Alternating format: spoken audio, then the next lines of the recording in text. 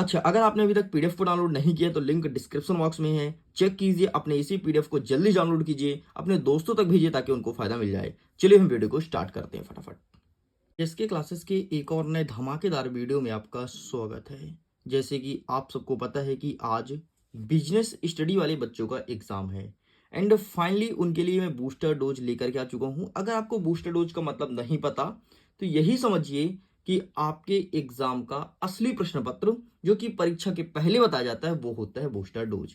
अगर आप इस वीडियो को बहुत अच्छे से और एंड तक देखते हैं डेफिनेटली बहुत फायदा मिलेगा, आपको बहुत कुछ सीखने को मिलेगा क्योंकि आपके सिलेबस के अकॉर्डिंग जितने क्वेश्चंस प्रीवियस ईयर में पूछे जा चुके हैं और बहुत ज़्यादा इंपॉर्टेंट है उसे बूस्टर डोज में रखा गया है एंड 100% मार्किंग आपके एग्जाम में होने वाली है क्योंकि इसके बाहर एक भी क्वेश्चन नहीं जाएगा।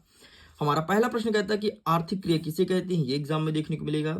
दूसरा नंबर कहता है कि पेशा से क्या तात्पर्य है, क्या होता है पेशा। जैसे बोलते हैं ना कि हम तो पेशेवर वकील हैं, या फिर हम कोई बोलता है कि हम पेशे से ही दलाल हैं, है ना। तो पेशा से क्या तात्पर्य होता है।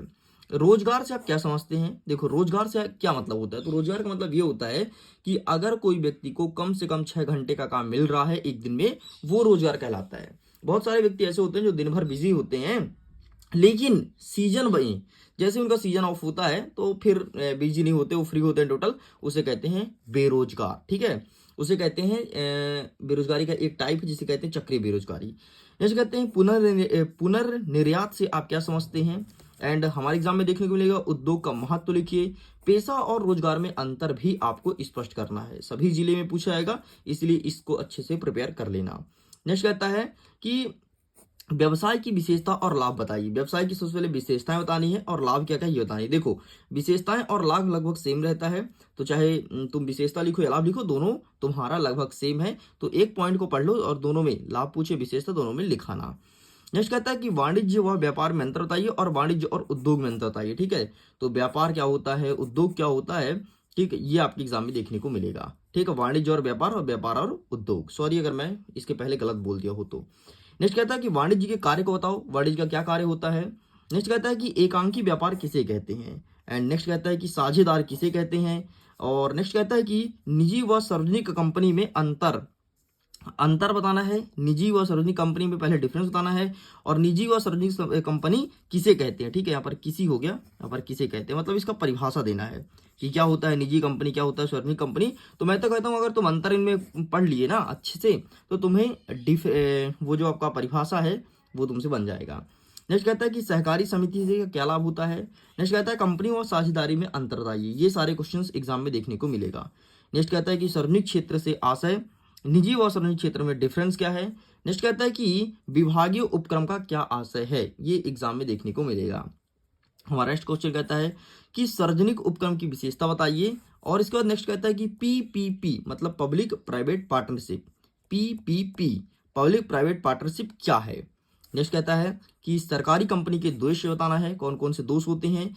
ई बैंकिंग क्या है और डीटीएच डायरेक्ट टू होम जो घर में लगता है ना छतरी, वही डीटीएच की बात कर रहा है। ये डीटीएच क्या होता है इसके बारे में डिफाइन करना है। नेक्स्ट कहता है व्यापारिक बैंक से क्या आशय है। और इसी के बाद नेक्स्ट क्वेश्चन पूछा गया कि संचार का अर्थ एवं परिभाषा बताइए। नेक्स्ट कहता है कि ई कॉमर्स क्या है और सी टू सी मतलब कस्टमर टू कस्टमर, जैसे मैं कस्टमर हूं और मैं कोई चीज सेल करूं और तुम खरीदो, इसे कहते हैं C to C, customer to customer. ठीक है, ई कॉमर्स जैसे ऑनलाइन खरीदी करते हो आजकल, अमेजॉन हो गया, फ्लिपकार्ट हो गया, खरीदते रहते हो ना कुछ भी, उसे कहते हैं ई कॉमर्स। ठीक है, चलिए आगे बढ़ते हैं। नेक्स्ट देखते हैं पर्यावरण प्रदूषण क्या है। तो सिंपल सा पर्यावरण के अवांछनीय पदार्थ में जैसे मिट्टी हो गया, जलवायु हो गया और धूल के कण हो गया, इसमें होने वाले परिवर्तन को पर्यावरण प्रदूषण कहते हैं। ठीक है, इसमें तो इनका परिवर्तन मतलब कम हो जाए या तो बढ़ जाए, इसे पर्यावरण प्रदूषण कहते हैं। इसके कारण कौन कौन से हैं, तो कई सारे कारण, जैसे उद्योग से निकलने वाला धुआं है, एक उद्योग से निकलने वाला कचरा है, पानी है। ठीक है और इसके अलावा लगातार वृक्षों की कटाई है।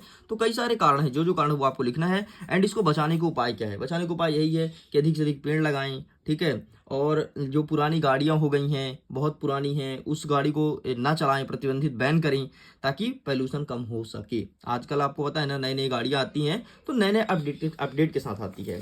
तो इस प्रकार से ये रहा है बिजनेस स्टडी के सारे क्वेश्चंस, इससे बाहर एक भी क्वेश्चन नहीं जाएगा, बस इन्हीं क्वेश्चंस को अच्छे से प्रिपेयर कर लीजिए।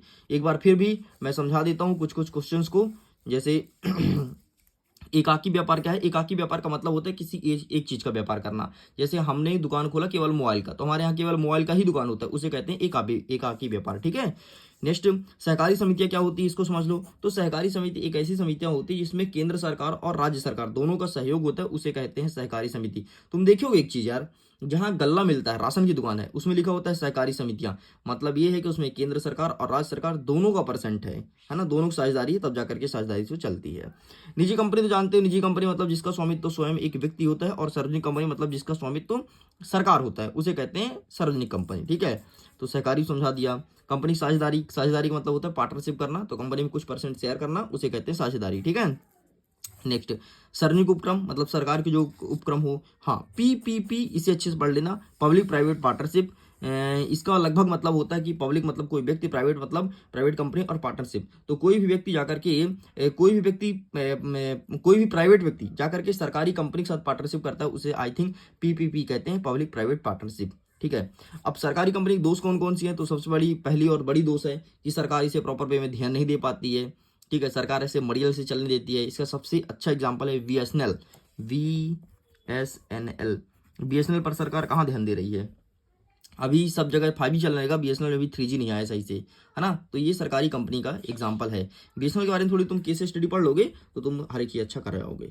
चलिए, तो इस प्रकार से था भाई। ई बैंकिंग तो जानते हो, ई बैंकिंग का मतलब होता है घर से ही बैंकिंग का पूरा कार्य करना। आजकल कहाँ कोई बैंक जाता है, बहुत कम लोग बैंक जाते हैं, घर से ही मोबाइल से। मैं बता रहा हूँ तुमको, मैं 2 साल पहले एक अकाउंट ओपन करवाया था HDFC बैंक में। आज तक मैं बैंक नहीं गया, आज तक मेरा पासबुक प्रिंट नहीं है, पासबुक का फ्रंट पेज तक प्रिंट नहीं जिसमें मेरा नाम लिखा होता है, सोच लो। कभी बैंक नहीं गया, ई बैंकिंग से काम चल रहा है। तो इसे तुम भी करते होगे, बहुत नॉर्मल बात है, कोई बहुत बड़ी बात नहीं है। ठीक है। व्यापारिक बैंक क्या है? तो ऐसा बैंक जिससे व्यापार के लिए ऋण लेते हैं, उसे कहते हैं व्यापारिक बैंक। तो इस प्रकार से था भाई। तो सारे क्वेश्चंस को अच्छे से प्रिपेयर कर लेना, तुम्हारा बिजनेस स्टडी कंप्लीट होता है। इसके बाहर एक भी क्वेश्चन नहीं जाएगा, गारंटी के साथ कहता हूँ, डंके की चोट पे कहता हूँ, क्योंकि ये बूस्टर डोज है और डेफिनेटली बूस्टअप देखने को मिलेगा। करता हूँ वीडियो को एंड। एग्जाम के लिए ऑल द बेस्ट। खुश रहिएगा, पढ़ते रहिएगा, मुस्कुराते रहिएगा। Bye bye.